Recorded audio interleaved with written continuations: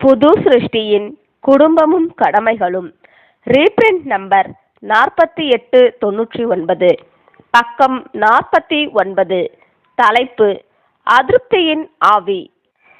ஆதார வசனம்: கூடுமானால் உங்களால் ஆன மட்டும் எல்லா மனுஷரோடும் சமாதானமாயிருங்கள். ரோமர் 12 அதிகாரம் 18. மனுஷர் யாவர் மீதும் வரவிருக்கின்றதான சோதனை காலத்தை குறித்து வேத வாக்கியங்கள் கூறுகின்றன. வெளிப்படுத்தல் 3 அதிகாரம் 3 மற்றும் 10. அந்த சோதனை காலமானது நம்மீது இருக்கின்றதென ஏற்கனவே துவங்கிவிட்டது என நாம் நம்புகின்றோம். உலகத்தின் விஷயத்தில் அது அதிருப்தியை, கசப்பை, தீமையான கற்பனைகளை, பகைமையை, சண்டையை, திருட்டை, கொலையை குறிக்கின்றதாயிருக்கும். இந்த ஆவியே சமுதாயத்தை சிதைக்க போகின்றதாய் இருக்கின்றது.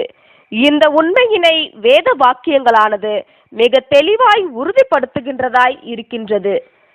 இந்த சோதனை காலமானது சில விதங்களில் சபையாகிய நம்மிடத்தில் துவங்கிடும் என்பதை நாம் மறவாமல் இருப்போமாக. தேவன் இதை அனுமதித்துள்ளார். தேவன் தம்மை குறித்தும் தம் குணலட்சணம், தம் மகிமையான திட்டம் முதலானவை குறித்துமுள்ள மாபெரும் வெளிச்சத்தினை நமக்கு கொடுத்திருக்கின்றார். திவ்ய சுபாவத்திற்குரிய நமக்கான பரம அழைப்பு குறித்து அவர் நமக்கு அறிவுரை அளித்திருக்கின்றார். அவரது அழைப்பினை ஏற்றுக்கொண்டு நாம் அவருடைய பரிசுத்த ஆவியினால் ஜெனிப்பிக்கப்பட்டிருக்கின்றோம். நாம் கிறிஸ்துவின் பள்ளியில் பிரவேசித்திருக்கின்றோம் மற்றும் மணவாட்டி வகுப்பாரில் அங்கத்தினர்கள் என நாம் ஏற்றுக்கொள்ளப்படுவதற்கு அவசியமான குணலட்சணம் தொடர்புடைய படிப்பினைகளும் நமக்கு கொடுக்கப்பட்டு வருகின்றன. அநேகம் விதங்களில் நாம் அனுகூலம் பெற்றவர்களாய் இருக்கின்றோம். இப்பொழுது பரீட்சை தேர்வு தொடங்கியுள்ளது. நம்மில் யார் தேர்ச்சி பெறுவார்கள்? முன்னோர் வழிவந்த மாம்சத்தின் அபூரணங்களை உடையவனாக இருப்பினும், தரித்திரனாக இருப்பினும், தன் இருதயத்திலும் மனதிலும் கர்த்தருக்கொத்த குணலட்சணத்தின் சாயலை அடைந்துள்ளான் என்று யார் யார் காண்பிக்க போகின்றனர்? இதுவே பரீட்சையாகும். இந்த பரீட்சையானது எப்படி வருமென நாம் எதிர்பார்த்திடலாம்? அன்புக்குரியவர்களே, அது எவ்வாறு வருகின்றது என்று நாம் காண்கின்றோம். கூர்ந்து கவனிப்பதன் வாயிலாகவும் மற்றவர் வாயிலான தகவல் வாயிலாகவும் அந்த பரீட்சை தேர்வானது சிலர் விஷயத்தில் அனுகூலமாகவும் மற்றவர்கள் விஷயத்தில் அனுகூலமற்ற விதமாகவும் போய்கொண்டிருப்பதை நாம் காண்கின்றோம். சில இடங்களில் முழு சபையாரும் பரீட்சைக்குள்ளாகுகின்றனர். அதிகாரம் மற்றும் சில வழிமுறைகள் சம்பந்தமாய் எழும்பும் முக்கியமற்ற கேள்விகள் கவனத்தை சிதறப் பண்ணி பிரச்சனைகளை எழுப்புகின்றன. இது சத்தியத்திற்கு ஊழியம் புரிவதிலிருந்து கவனத்தை திருப்பி விடுகின்றது. இது சிலருடைய ஆவல்களை தனித்து விடுகின்றது. இது சிலரை மிகவும் கசப்படைய செய்து விடுகின்றது. கோபம், துர்க்குணம், பகைமை, பொறாமை, கருத்து வேறுபாடுகள், சண்டைகளாகிய தீய ஆவியின் கனிகளானது சில விதங்களில் கட்டுப்பாடு பண்ணுகின்றதாய் இருக்கின்றது. ஒவ்வொருவனும் தன்னைத்தான் நிதானிப்பானாக எனும் துணை தலைப்பின் கீழ் காணலாம். நாங்கள் யாரையாவது நியாயம் தீர்க்கவோ குற்றவாளி என்று தீர்க்கவோ இல்லை. மாறாக ஒவ்வொருவனும் தன்னைத்தான் நிதானித்துக் கொள்ளுவானாக என்றே அப்போஸ்தலனோடு கூட சேர்ந்து கூறுகின்றோம். ஒவ்வொருவனும் தாழ்மை, நீடிய பொறுமை, சகோதர சிநேகம், அன்பு எனும் ஆவியின் கனிகளை தான் பெற்றிருக்கின்றானா என்று மாத்திரம் பார்த்து கொள்ளாமல் இன்னுமாக இப்பண்புகள் தன் நடத்தையிலும் தன் வார்த்தைகளிலும் தன்னால் வெளிப்படுத்தப்படுகின்றதாவென்றும் பார்த்து கொள்வானாக.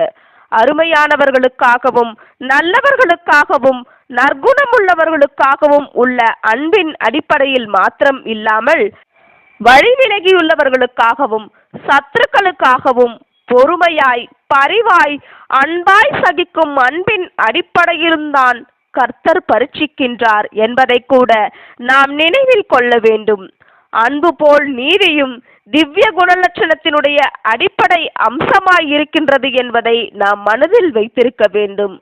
ஆகையால் தேவனுக்கொத்த சாயலாக வேண்டுமெனில் தேவனுடைய அன்பின் குமாரனுக்கொத்த சாயலாக வேண்டுமெனில் நம்முடைய குணலட்சணங்களில் நீதியின் கொள்கையினை நாம் உறுதியாக கொண்டிருக்க வேண்டும்.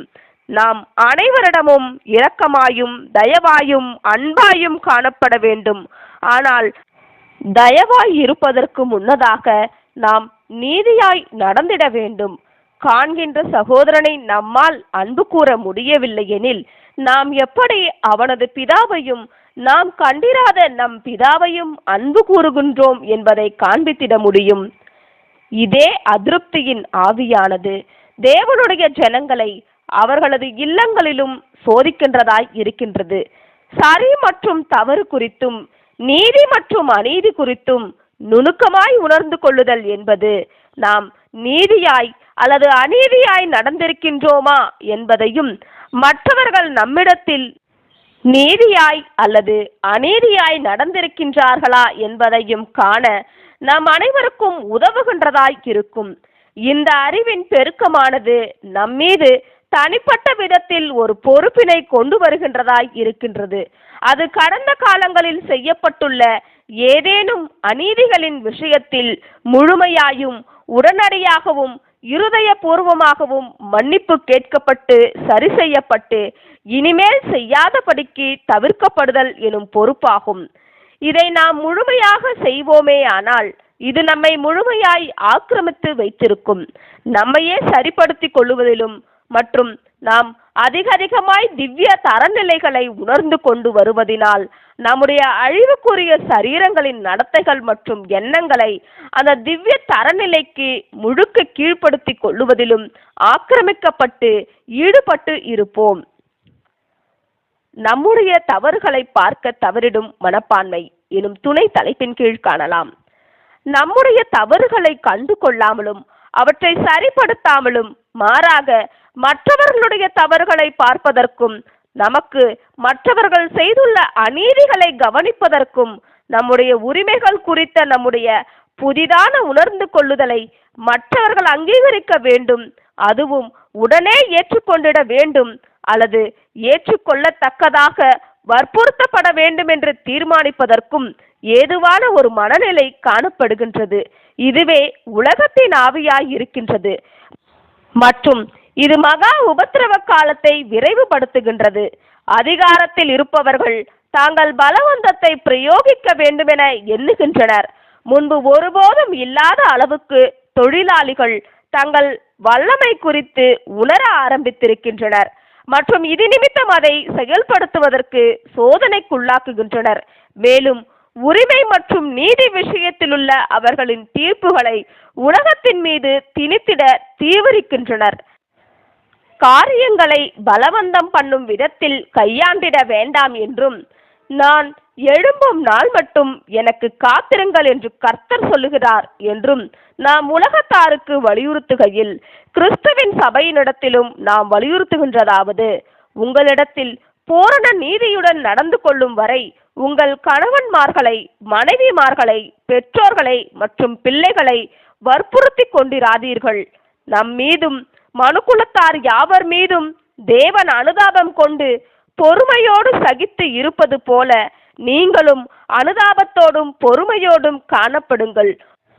ஒருவேளை அநீதியானது நமக்கு நீண்ட காலமாய் செய்யப்பட்டு வரும் காரியமானது அதை நாம் விரைவாய் சரிப்படுத்திட நம்மை நடத்திடாமல், மாறாக நாம் தவறு செய்தவருக்கு தவறை சுட்டி காண்பித்து அன்பில் சத்தியத்தை எடுத்து கூறி நம்மை எதிர்க்கிறவர்களுக்கு சாந்தமாய் அறிவுரை கூறுகையில் நாம் நீடிய பொறுமையோடு காணப்படுவதற்கும் இரக்கம் காண்பிப்பதற்கும் நடத்துகின்றதாய் இருக்க வேண்டும். நீதியின் கொள்கைகளுக்கும் அன்பின் கொள்கைகளுக்கும் எதிராய் மனுக்குலத்தாரில் பாதிக்கும் மேலானவர்கள் கடுமையாய் மீறி ஜீவித்துக் கொண்டிருக்கின்றனர் என்பதில் ஐயமில்லை. சில சமயம் கணவன் தன் மனைவியையும் பிள்ளைகளையும் அன்பு கூறுகிறவனாக இருந்தும் அவர்கள் தன் அன்பையும் பரிவையும் சந்தேகிக்கும் அளவுக்கு அவர்களை மிகவும் நியாயமற்ற விதத்தில் ஆளுகின்றவனாய் இருக்கின்றான். இத்தகைய நடத்தையானது கர்த்தருக்கான சகோதரன் ஒருவரிடத்தில் காணப்படுமானால் அது தெய்வீக ஒழுங்கை குறித்த தவறான புரிந்து கொள்ளுதலின் காரணமாய் இருக்கும். அவனோ வேதமானது கணவன் என்பவன் குடும்பத்தில் தலைவனாய் இருக்கின்றான் என்று போதிக்கின்றது என்பதை அறிந்தவனாய் இருப்பினும் இந்த உயர்ந்த தலைமைத்துவத்தை எவ்வாறு கையாளுவது மற்றும் செயல்படுத்துவது என்பதை குறித்து சரியாய் தெரிந்து கொள்ளாதவனாய் இருக்கின்றான்.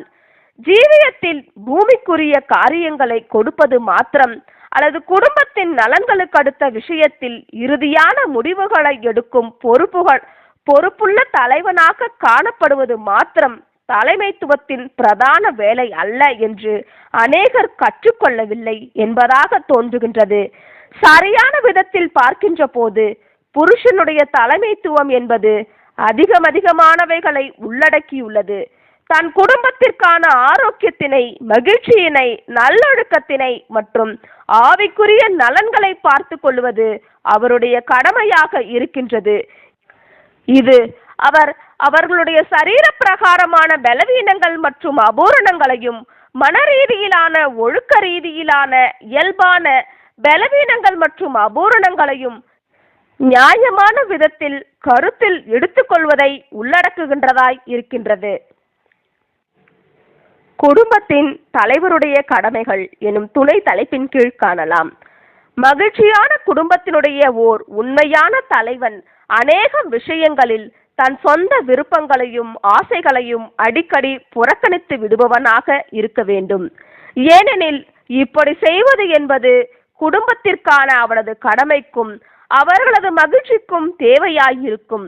ஆகையால் வேத வாக்கியங்களினுடைய கண்ணோட்டத்தின்படி புருஷனுடைய தலைமைத்துவம் என்பது அதிகாரம் செலுத்துபவராக, விசாரிக்கிறவராக, காரியங்களை தீர்மானிப்பவராக இருப்பதற்கும் அதிகமானவைகளை உள்ளடக்குகின்றதாய் இருக்கின்றது.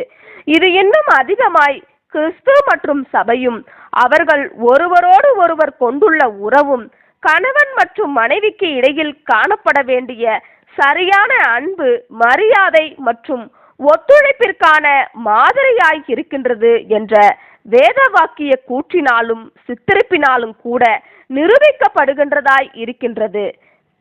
நமது கர்த்தர் உண்மையில் சபைக்கு தலையாய் இருக்கின்றார் மற்றும் எந்த அளவுக்கு சபையாகிய நாம் இந்த தலைமைத்துவத்தினை அடையாளம் கண்டு கொண்டு அவர் வழிகாட்டுதல்களை பின்பற்றுகின்றோமோ அவ்வளவாய் அதை ஞானமானதாகவும் உதவிகரமானதாகவும் மற்றும் அனுகூலமானதாகவும் கண்டு கொள்ளுவோம்.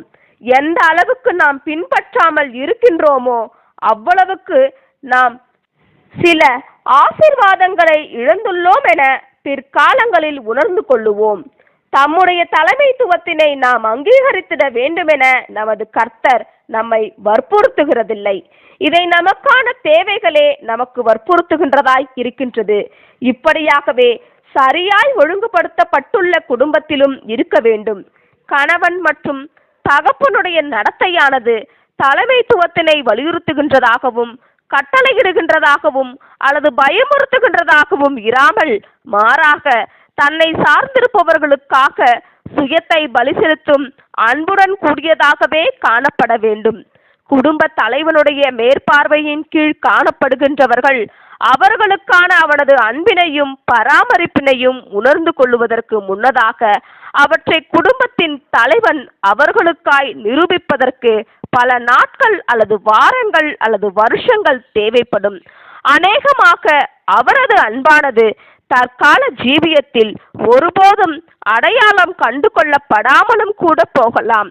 அவரது அன்பானது அவரது குடும்பத்தாரால் எப்படி அடையாளம் கண்டு கொள்ளப்படுகின்றதோ அல்லது அடையாளம் கண்டு கொள்ளப்படாமல் இருக்கின்றதோ, எப்படி இருப்பினும் ஒரு தந்தை என, கணவன் என, பராமரிக்கிறவன் என அவருக்கு இருக்கும் கடமைகள் அனைத்தும் அவர் மீதே முழுமையாய் காணப்படுகின்றதாய் இருக்கும். கர்த்தரிடம் வெளிப்படுவது போலவே கணவனிடத்திலும் எப்போதுமே சாந்தம், நற்குணங்கள், அக்கறை வெளிப்பட்டு கொண்டிருக்க வேண்டும். இது விஷயமான வேதாகம பாடங்களினுடைய 6ஆம் தொகுதியின் காரியங்களானது அருமையான சகோதரர்களில் சிலரால் தவறாய் அர்த்தம் கொள்ளப்பட்டுள்ளது என்று கேள்விப்பட்டு வேதனை அடைந்தோம். மற்றும் இப்படி தவறாய் அர்த்தம் எடுத்துக்கொண்டதன் காரணமாய் அவர்களது ஜீவியங்கள் மிகவும் அன்பானதாகவும் தயவானதாகவும் இருப்பதற்கு பதிலாக நேர்மாறாய் மிகவும் சர்வாதிகாரம் செலுத்துகிறதாகவும் பரிவற்றதாகவும் அடக்குமுறையானதாகவும் ஆகியுள்ளது. இந்த தகவல்களானது சிலவற்றில் மிகைப்படுத்தப்பட்டிருந்தது என்று நாம் எண்ணுகின்றோம் மற்றும் இது விஷயத்தில் தெளிவான அறிவு அடைவதினால் சிலர் இன்னும் அதிகமாய் சிறந்தவர்களாகியுள்ளனர் என்றும் இன்னும் அதிகமாய் உண்மையுள்ளவர்களாகியுள்ளனர் என்றும் தங்களுடைய குடும்பத்தினரால் இன்னும் அதிகமாய் மகிமைப்படுகிறவர்களாகியுள்ளனர் என்றும் கூட நாம் நம்புகின்றோம். பெண் உரிமையின் உணர்வுகள் பரவி கிடக்கின்றன எனும் துணை தலைப்பின் கீழ் காணலாம். சகோதரிகளின் காரியம் என்ன? அந்தோ பரிதாபம்! சகோதரிகளில் அனைவரும் கர்த்தர் நமக்கு மிகவும் கிருபை பாராட்டியுள்ளதான விலையேற பெற்ற சத்தியங்களினால் சரியாய் பயிற்றுவிக்கப்படவில்லை. நீதி அநீதி குறித்தும் புருஷன் ஸ்திரீக்கான உரிமைகள் குறித்தும் உள்ள மாபெரும் அறிவானது சகோதரர்களுக்கு போலவே சகோதரிகளுக்கும் பரீட்சையாகியுள்ளது. சகோதரிகளும் கூட சோதனை காலத்தில் சோதனையில் காணவே படுகின்றனர். பெண் உரிமையின் உணர்வுகளானது பரவி கிடக்கின்றன. இது சமாதானத்தையோ இணக்கத்தையோ கொண்டு வருகிறதில்லை. மாறாக இது பொதுவாய் நிலவிக் கொண்டிருக்கும் அதிருப்தியின் ஆவியில் எதிராளியானவனால் அதிகமாய் தூண்டிவிடப்படுகின்றதான உலகத்தின் ஆவியின் ஒரு பாகமாய் இருக்கின்றது. உலகத்தில் இது உபத்திரவ காலத்தை தூண்டிவிட்டு கொண்டிருக்கின்றது போல உலகத்தில் உபத்திரவம் வருகிறதற்கு முன்னதாகவே இது சபையிலும் குடும்பத்திலும் உபத்திரவ காலத்தினை கொண்டு வருகின்றதாய் இருக்கின்றது. அந்தோ பரிதாபம்! நாம் சில உரிமைகளை பெற்றுக்கொள்வதினாலும் மற்றும் நாம் ஜீவித்துக் கொண்டிருப்பது வரையிலும் ஆதரிப்போம், ஆறுதல் பண்ணிடுவோம் மற்றும் தாங்கிடுவோம் என்று நாம் யாருக்காக வாக்களித்திருக்கின்றோமோ அவர்களின் சமாதானம் சந்தோஷத்தையும் அழித்து போடுவதினாலும் என் அன்புக்குரிய சகோதரர்களே சகோதரிகளே, என்ன நன்மை நமக்கு கிடைக்க போகின்றது? பரிசுத்த பவுல் அடிகளார் கூறியுள்ளது போன்று நீங்கள் சுயாதீனத்திற்கு அழைக்கப்பட்டிருக்கின்றீர்கள். அந்த சுயாதீனத்தை நீங்கள் மாம்சத்திற்கு ஏதுவாக அனுசரியாமல் இருங்கள். தப்பறைகள் மற்றும் மூட நம்பிக்கைகளில் இருந்துள்ள சுதந்திரமும் சுயநலத்தினுடைய அடிமைத்தனத்தில் இருந்துள்ள சுதந்திரமும் சகோதரர்களுக்காகவும் வாய்போது யாவருக்காகவும் பலி செலுத்திடுவதற்கு ஊழியம் புரிவதற்கும் தங்கள் ஜீவியங்களை ஒப்பு கொடுப்பதற்குமான சுதந்திரமும் மற்றும் விசேஷமாக பூமிக்குரிய உறவினர்களிடத்தில் நாம் ஆண்டவருடைய சாயலில் இருக்கின்றோம் என்பதையும் சுயத்தை வெறுத்தல், அன்பு, பரிவு, நற்கணிகளாகிய அவர் ஆவியினை பெற்றிருக்கின்றோம் என்பதனையும் வெளிப்படுத்துகின்றதற்கான ஸ்லாக்கியம் அல்லது சுதந்திரமும் தான் நமக்கு ஆசீர்வாதத்தினையும் தெய்வீக தயவையும் ஆத்மாவிற்கு சமாதானத்தையும் கொண்டு வரும் நமக்குரிய மெய்யான சுதந்திரமாய் இருக்கின்றது. கொள்கைகளுக்காக உறுதியாய் நிற்பதற்கும் தேவனை தொழுது கொள்ளுவதற்கான சுதந்திரமாய் உறுதியாய் நிற்பதற்குமான சந்தர்ப்பங்களும் இடங்களும் சகோதரர்களுக்கும் சகோதரிகளுக்கும் இருக்கின்றது என்பது உண்மைதான். ஆனால் இவைகள் அடைய பெற்ற பிற்பாடு அற்பமான மற்ற காரியங்கள் அனைத்தையும் நாம் தியாகம் பண்ணிட வேண்டும். இல்லையேல் நாம் போராட வேண்டுமெனில் நமது மீட்பர் எத்தகைய காரியங்களுக்காக போராடி இருப்பாரோ அத்தகைய காரியங்களுக்காக மாத்திரம் போராடிடுவோமாக. இப்படியாய் அவர் நமக்கு முன்வைத்த மாதிரியில் அவர் அடிச்சுவடுகளில் நாம் நடந்திடுவோமாக. 1 பேதுரு 2 அதிகாரம் 21 வசனம். ஆமேன்.